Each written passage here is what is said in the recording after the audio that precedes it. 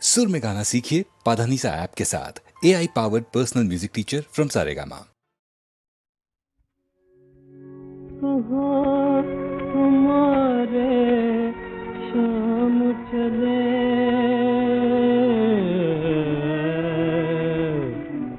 शाम चले हमें रोता छोड़ के, हमें रोता छोड़ के। गोकुल में अब कहाँ हमारे शाम चले, शाम चले, शाम चले हमें रोता छोड़ के।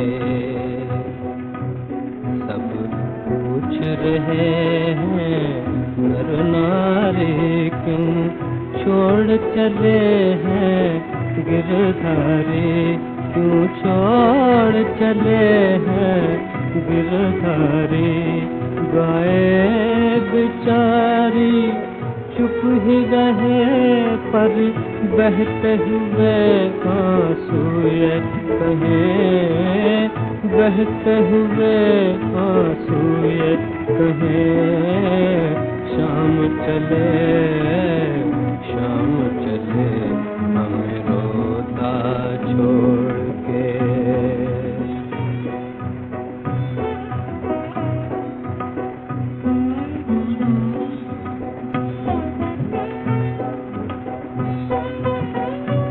पत्थर के दिल भी टूट गए, टूट गए।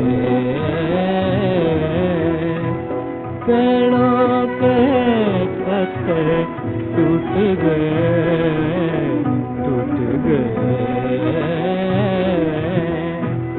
पानी के धारे रोते हैं जमुना के किनारे, रोते हैं और रो रो कर ये कहते हैं, रो रो कर ये कहते हैं। शाम चले, शाम चले हमें रोता छोड़ के।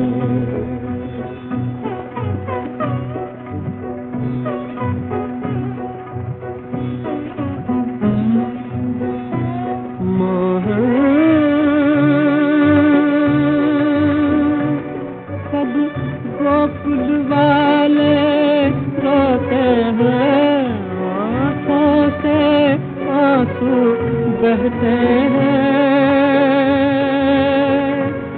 बह बह कर ये कहते हैं अब कहाँ हमारे शाम चले, कहाँ हमारे शाम चले, शाम चले, शाम चले हमें रोता छोड़ के।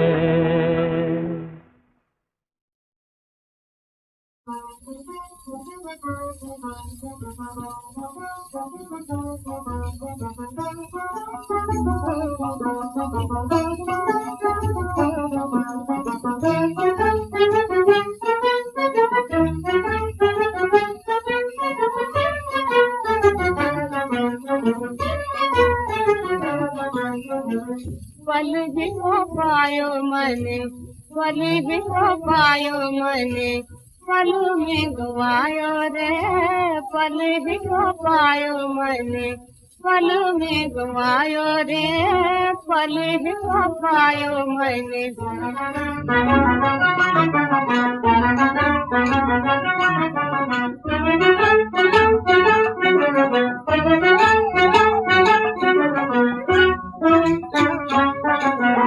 आँखियन ज्योत जगा के ढूंढो, आँखियन ज्योत जगा के ढूंढो। हरि मेरो हाथ न आयो रे, हरि मेरो हाथ न आयो रे, न आयो रे। पल हो पायो मने, पल में गवायो रे। पल हो पायो मने।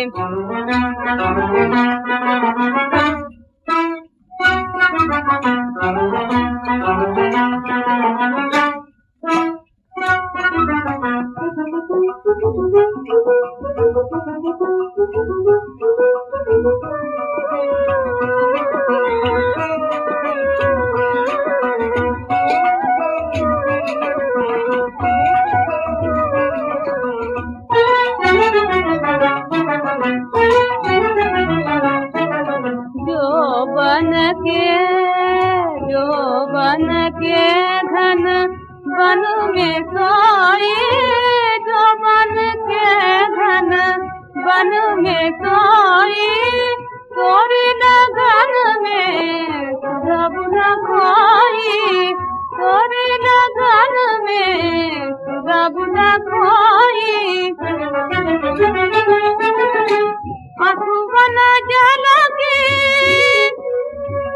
अथुवन जल की, जमुना जल की, इतना नीर बहायो रे बहायो रे, इतना नीर बहायो रे बहायो रे। पल ही न पायो मैंने, पल में गवायो रे, पल ही न पायो मैंने।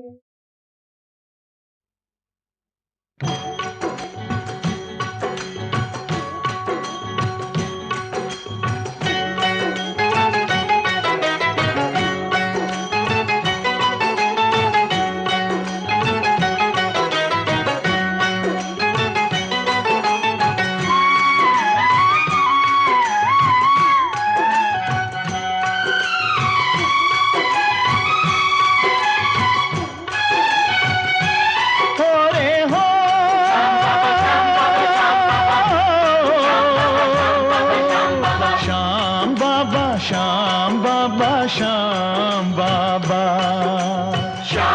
बाबा, श्याम बाबा, श्याम बाबा। दानी होकर तू चुप बैठा, दानी होकर तू चुप बैठा, ये कैसी दातारी रे। दानी होकर तू चुप बैठा, ये कैसी दातारी रे। ओ श्याम बाबा, क्यों तेरे भगत दुखारी रे। ओ श्याम बाबा, क्यों तेरे भगत दुखारी रे। बिन फल के जो वृक्ष न सोहे, बिन फल के जो वृक्ष न सोहे, बिन बालक क्यों नारी रे। ओ श्याम बाबा, क्यों तेरे भगत दुखारी रे। ओ श्याम बाबा, क्यों तेरे भगत दुखारी रे।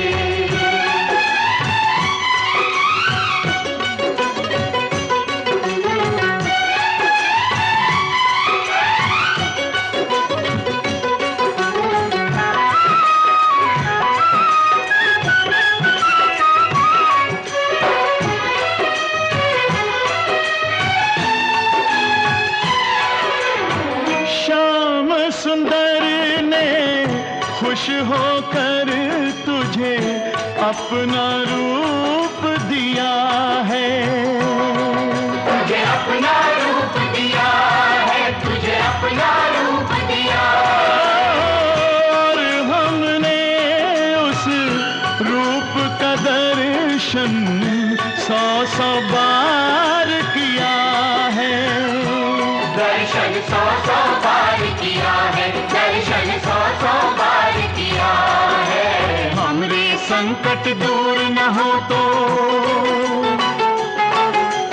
हमरे संकट दूर न हो तो, ये बदनामी थारी रे। ओ श्याम बाबा, क्यों तेरे भगत दुखारी रे। ओ श्याम बाबा, क्यों तेरे भगत दुखारी रे।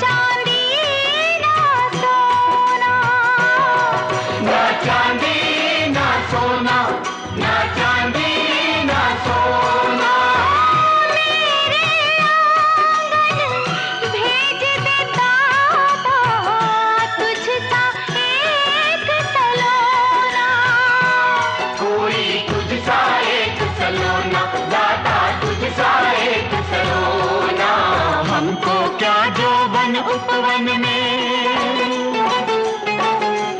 हमको क्या जो वन उपवन में फूल रही फुलवारी रे ओ श्याम बाबा, क्यों तेरे भगत दुखारी रे ओ श्याम बाबा, क्यों तेरे भगत दुखारी रे।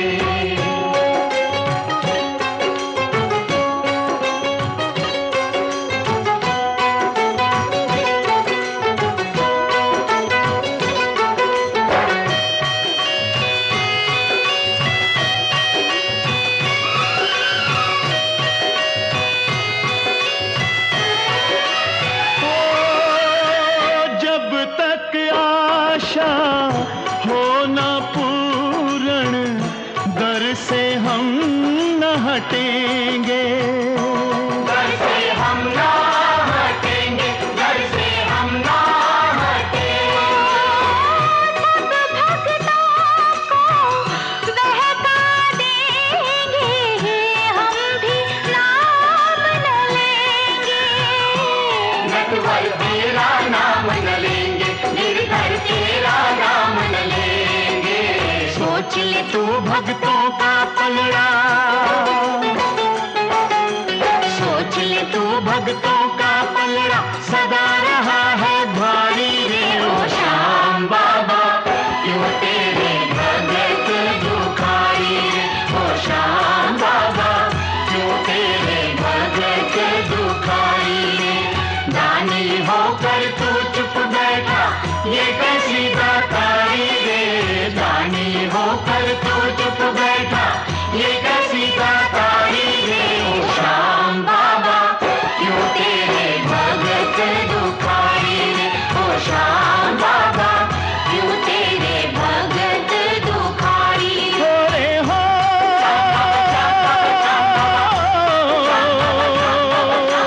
श्याम बाबा श्याम बाबा श्याम बाबा, श्याम बाबा श्याम बाबा श्याम बाबा, श्याम बाबा श्याम बाबा श्याम बाबा, श्याम बाबा श्याम बाबा श्याम बाबा।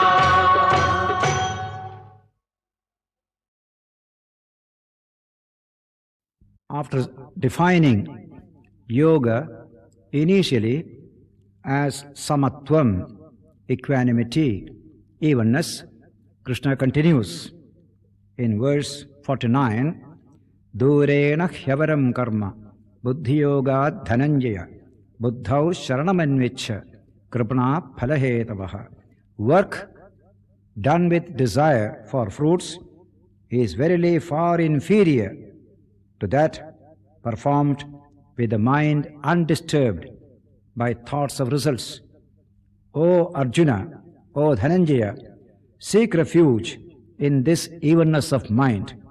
Wretched are they who act for results, for personal results. This verse is quite famous.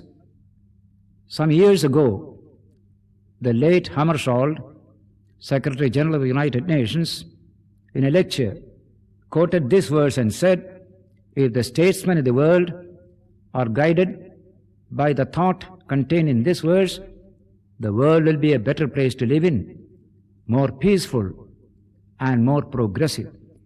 The truth is that when the mind is elevated beyond the pulls of the ego and the organic system, it gets a universality of comprehension. That's what the world needs, to take in all people. All violence, all delinquency, all crime come from concentration on this tiny ego, which one day has to be rejected. So man has the capacity to go deeper, to become more universal in his outlook. All this truth is lying hidden within him.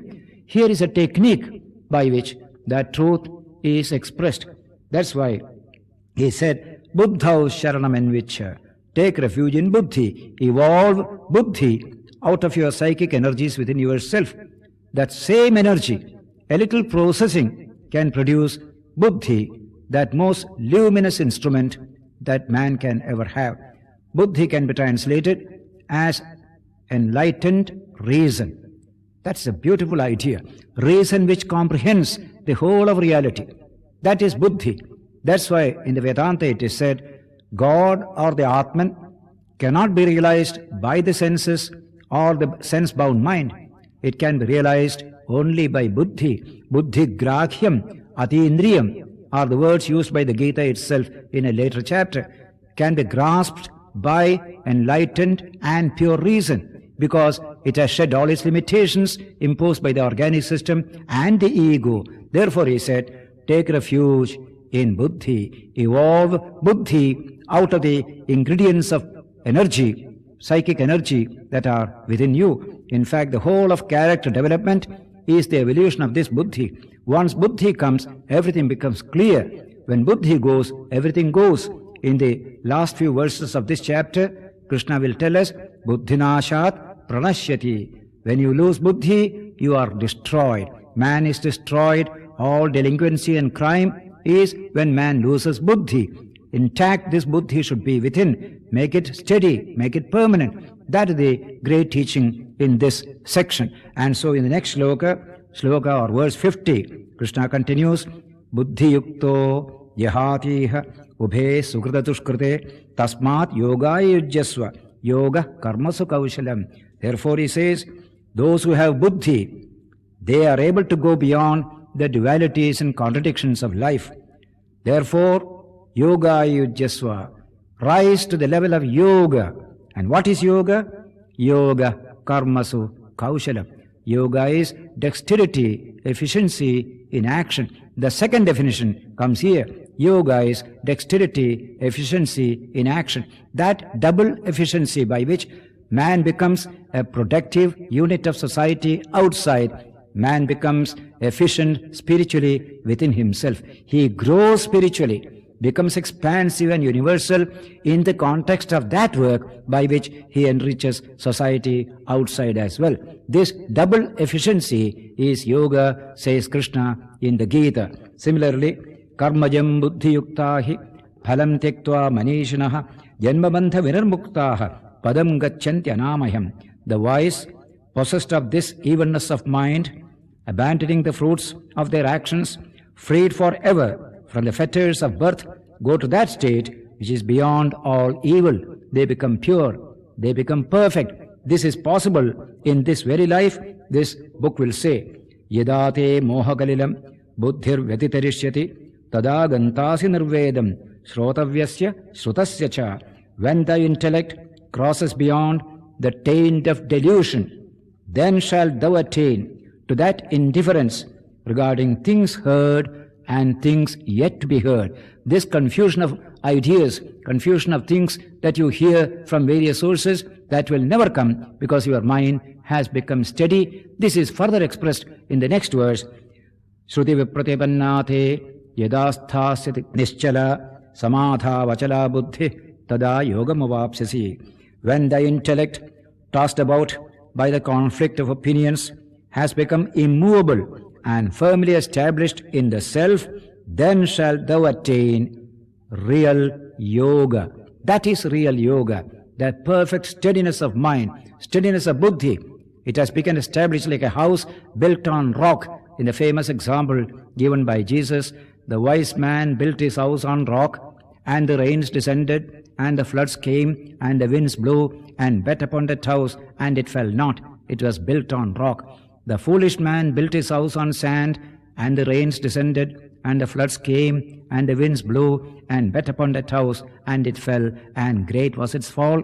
Here is a choice before every human being. Build your life on the rock bottom of the infinite Atman, which is your true nature, not on the shifting sands of your own sensory appetites, organic cravings. That will certainly come to ruin, as civilizations come to ruin. Too much concern with organic pleasures and satisfactions. We have seen it in the Roman civilization. We see it even today's Western civilization. We have seen it in many civilizations that appeared in India in earlier times, so that it is a great teaching that men and women must go deeper, realize the truth that is hidden within them, establish a relationship of love and concern and service in the world outside, thus fulfill the destiny of man. It is this great philosophy Krishna is trying to expound to all of us here. Efficiency is the word used. Efficiency everybody wants, but various types of efficiency are there. We have seen ordinary motor cars making so much of noise, proceeding, shaking everything, but the speed is hardly 20-25 miles. Today's motor cars doesn't make any noise. It goes so calm and steady because it has high horsepower. Similarly, in human character, when there is spiritual energy resources available to us, we can do immense work calmly, silently, without fuss. Fussy work is inefficient work. Calm, silent work is true work. That calmness comes by deepening our spiritual awareness and drawing upon the resources of the Atman that is behind every one of us. That is why Krishna defines yoga as efficiency in work. Yoga, karmasu, kaushalam. What a beautiful idea. Carrying heavy responsibilities, yet everything in a spirit of calmness, gentleness, infinite concern for man, with a smile on one's lips. That is yoga. That is perfection in life and action. This is expounded by this very chapter in the remaining 18 or 19 verses as Sthita Prajna, the man of steady wisdom. It is a wonderful idea how to become steady in this unsteady world. Just like the anvil in the blacksmith shop, so many things are shaped there. It remains absolutely steady and motionless. Can man develop this wonderful capacity? Yes, says the Gita. Everyone can develop this great capacity. That is why spirituality is a science and a technique. Yoga means that spirituality, not for the Hindu, not for the Muslim, not for the Christian, for any separate sect, but for every human being. Whether you are a Democrat or a communist or a Marxist, what does it matter? Everyone wants to realize possibilities hidden within oneself. That's why in the language of the late Sir Julian Huxley, when he said, we need a new science today. And what is that? The science of human possibilities. Exactly, Krishna expounds a science of human possibilities in this great book. How many possibilities are lying hidden in every human being? Try to bring them out, unfold them. The science and technique of unfolding the entire possibilities hidden within man is yoga in the Bhagavad Gita.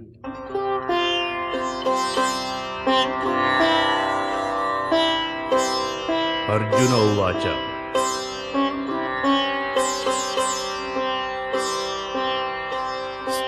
स्थितप्रज्ञस्य का भाषा समाधिस्तस्य केशव स्थितधीः किं प्रभाषेत किमासीत व्रजेत किम्।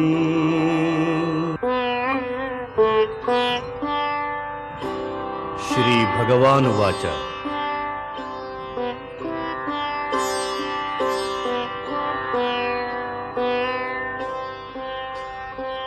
प्रजहाति यदा कामान् सर्वान् पार्थ मनोगतान् आत्मन्येवात्मना तुष्टः स्थितप्रज्ञस्तदोच्यते।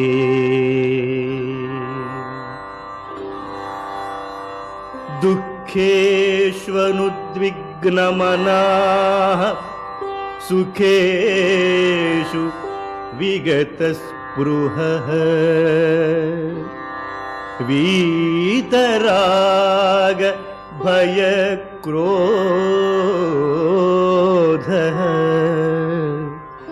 स्थितधीर्मुनिरुच्यते।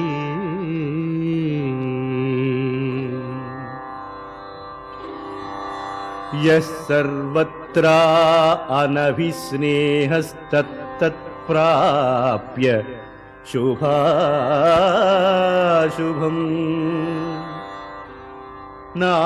नाभिनन्दति न द्वेष्टि तस्य प्रज्ञा प्रतिष्ठिता।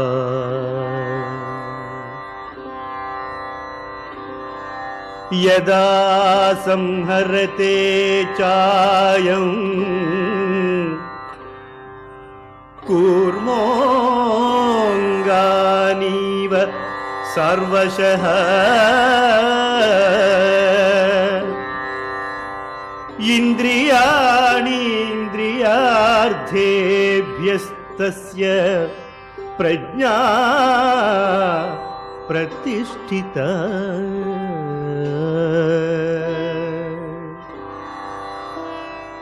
विषया विनिवर्तन्ते निराहारस्य देहिनः। रसवर्जं रसोऽप्यस्य परं दृष्ट्वा निवर्तते।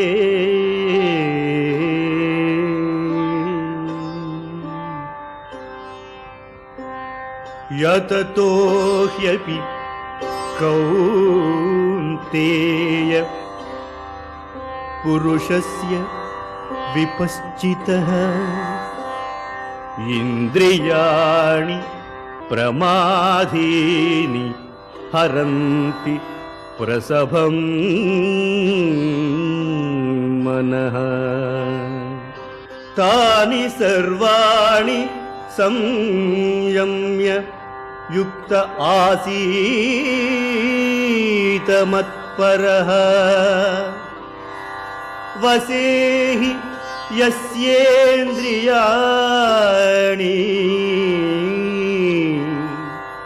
तस्य प्रज्ञा प्रतिष्ठिता।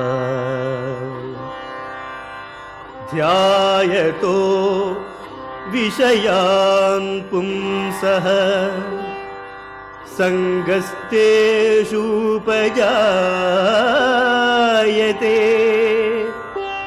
संगात् संजायते कामः।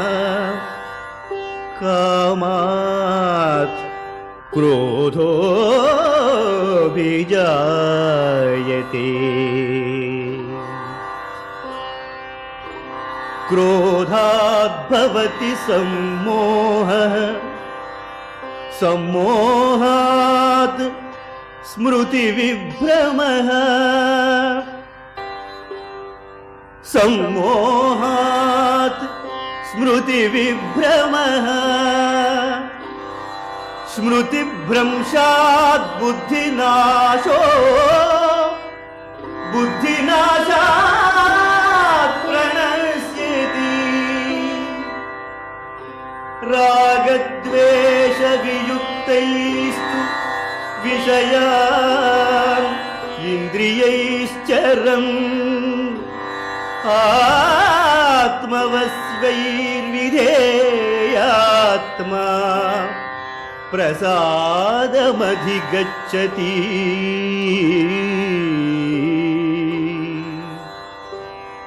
प्रसादे सर्वदुःखानां हानिरस्योपजायते। प्रसन्नचेतसो ह्याशु बुद्धिः पर्यवतिष्ठते।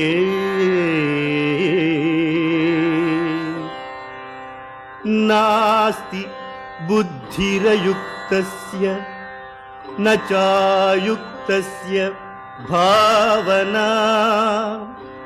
न चाभावयत शान्तिः।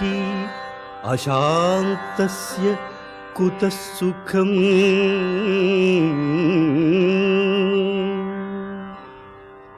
इन्द्रियाणां हि चरतां यन्मनोनुविधीयते।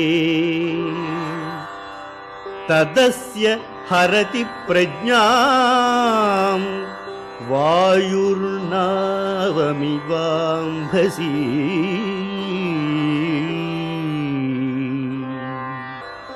तस्मात् यस्य महाबाहो निगृहीतानि सर्वशः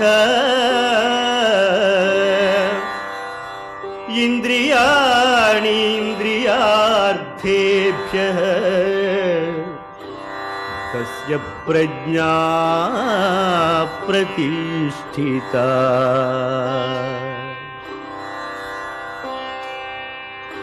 या निशा सर्वभूतानां तस्यां जागर्ति संयमी यस्यां जागृति भूतानि सा निशा पश्यतो मुनेः आपूर्यमाणमचलप्रतिष्ठम् समुद्रमापः प्रविशन्ति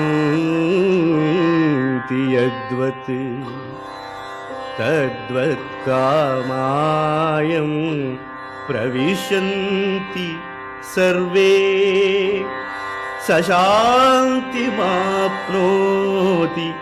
न कामकामी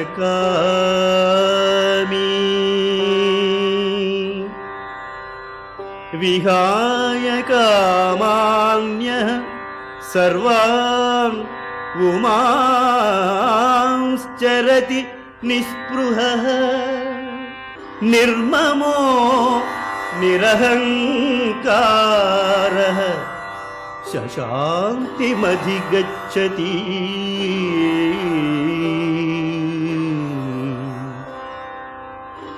येषा ब्राह्मी स्थितिः पार्थ नैनां प्राप्य विमुह्यति स्थित्वा स्याम् अन्तकालेऽपि ब्रह्म निर्वाणमृच्छति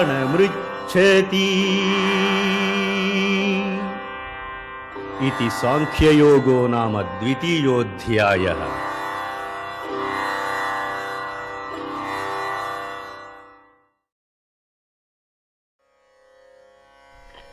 यत्तु कृत्स्नवदेकस्मिन् कार्ये सक्तमहैतुकम् अतत्त्वार्थवदल्पञ्च तत्तामसमुदाहृतम्। जिस ज्ञान से पुरुष ये समझता है कि जो भी है उसका शरीर है और कुछ भी नहीं, वो सबसे बुरा ज्ञान है। जो ये समझता है कि ये आत्मा या शरीर बस इतना ही है, इससे परे कुछ भी नहीं, वो ज्ञान सबसे बुरा और तामस यानी कि तामसिक माना गया है। जिसमें ज्ञान है वो हर किसी में परमात्मा देखता है। ऐसे ज्ञान से ही पता चलता है कि सब कुछ ब्रह्म है, चल अचल सब कुछ ब्रह्म से ही आया है। लेकिन जिसका ज्ञान उस मनुष्य को ब्रह्म का आभास नहीं कराता, वो ज्ञान किसी काम का नहीं, तामस है वो। ऐसा ज्ञान युक्ति रहित और तत्वार्थ से भी परे होता है, जिसमें ना युक्ति होती है और ना ही कोई तत्व।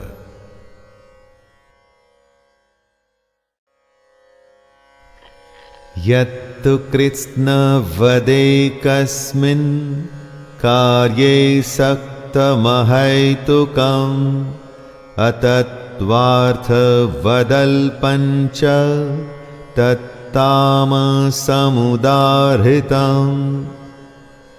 जिस ज्ञान से पुरुष ये समझता है कि जो भी है उसका शरीर है और कुछ भी नहीं, वो सबसे बुरा ज्ञान है। जो ये समझता है कि ये आत्मा या शरीर बस इतना ही है, इससे परे कुछ भी नहीं, वो ज्ञान सबसे बुरा और तामस यानी कि तामसिक माना गया है। जिसमें ज्ञान है वह हर किसी में परमात्मा देखता है। ऐसे ज्ञान से ही पता चलता है कि सब कुछ ब्रह्म है, चल अचल सब कुछ ब्रह्म से ही आया है। लेकिन जिसका ज्ञान उस मनुष्य को ब्रह्म का आभास नहीं कराता, वो ज्ञान किसी काम का नहीं, तामस है वो। ऐसा ज्ञान युक्ति रहित और तत्वार्थ से भी परे होता है, जिसमें न युक्ति होती है और ना ही कोई तत्व।